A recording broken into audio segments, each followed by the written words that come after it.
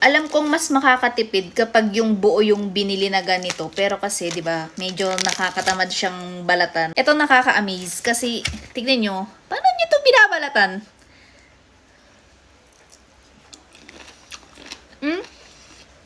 As in, zero balat.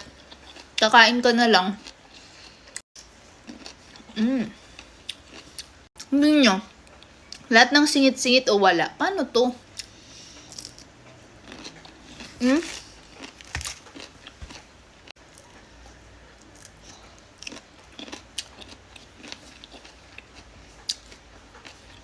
Sarap to isaw-saw sa bagoong or sa asin. Pero matamis siya eh. So, i-appreciate na lang natin.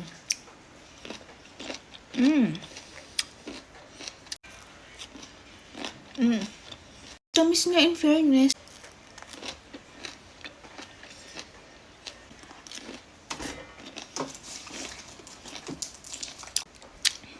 Lychee.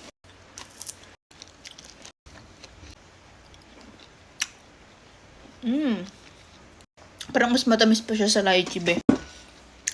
May buto din ang lychee, ha? Lychee.